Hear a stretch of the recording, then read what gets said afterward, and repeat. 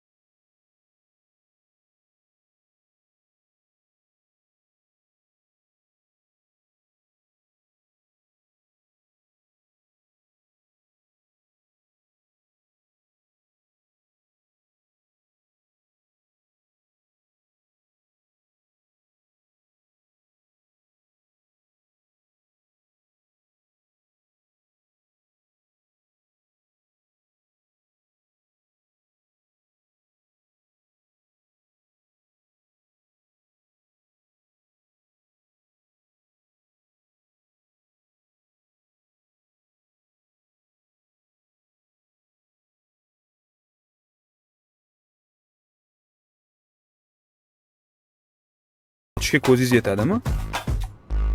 Yetadi. Boshida ozgina vaqt bersanglar, harakat qilamiz. Keling unda bitta ish qilamiz.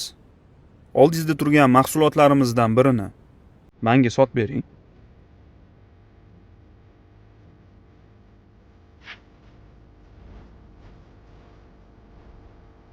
Xo'p. Bu ko'rib turganingiz oddiy strech plyonka emas. Bu nafas olish xususiyatiga ega bo'lgan strech. Birinchidan, nafas olish xususiyati tufayli oziq-ovqatlaringiz yengida va sifatli saqlaydi, uzoqroq saqlaydi. Ikkinchidan, uni cho'ziluvchanligi tufayli siz uni kamroq ishlatasiz. Shuni hisobiga pulingiz ham tejaladi. Uchinchidan, u har xil o'lchamlarda mavjud. To'rtinchidan, shaffofligi tufayli mahsulotlaringiz chiroyli bo'lib turadi. Uzr, hozir bu mahsulotni sizga sotib bera olmayman.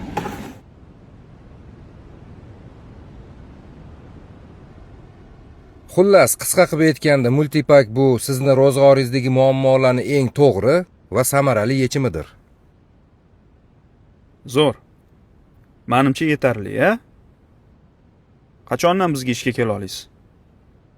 Keyingi haftadan ishga kela olaman. Hozir ishlayotgan joyingiz bor ekan. Muammo bo'lmaydimi? Yo'q, umuman muammosi yo'q. Mayli. Yaxshi. Bo'lmasam, xush unaqada kelibsiz. biz bitta maslahatlashamiz-da, keyin sizga javobini aytib beramiz. Ha? Kelganingiz uchun rahmat. Xo'p. Vaqtingiz uchun rahmat. Sotishni bilmasangiz, sizni qanaqa ishga olamiz? Yo'q, bilmaganim uchun emas. Mahsulotingiz haqida yetarlicha ma'lumotim bor. Men to'g'ri tushuning. Men o'zim mahsulotni ichidan chuqurroq o'rganmagunimcha, uni foydaliligiga o'zim amin bo'lmagunimcha, birovga taklif qila olmayman. Ishontirishdan oldin o'zim ishonishim kerak. Chunki odam to'g'risini aytib sotish kerak deb hisoblayman. Shunda ishda baraka bo'ladi. Xo'p.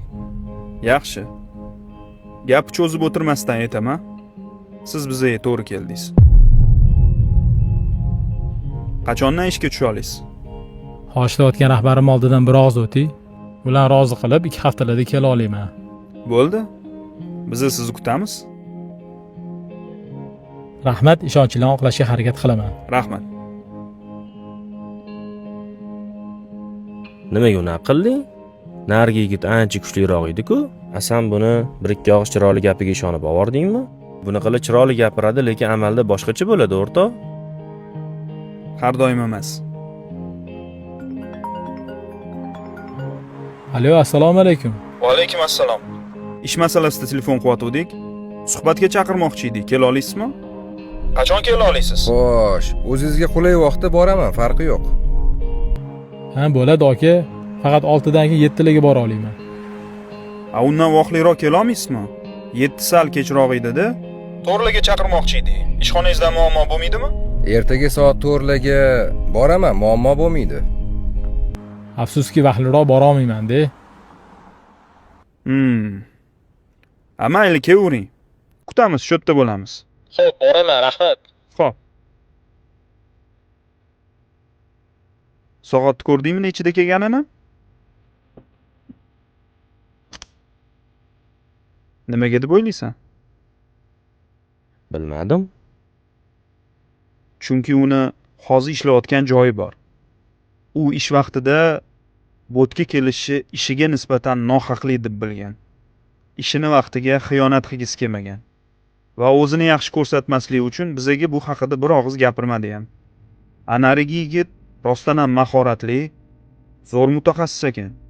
Lekin uni ishiga bo'lgan munosabati menga yoqmadi. O'rtoq to'g'ri, biznesda va ayniqsa sotuvda mahorat va ustalik bu juda muhim. Lekin undan ham muhimroq narsa bu to'g'rilik va rostgo'ylik. Chunki faqatgina to'g'rilik va rostgo'ylik bor joyda baraka bo'ladi. To'g'ri aytasan.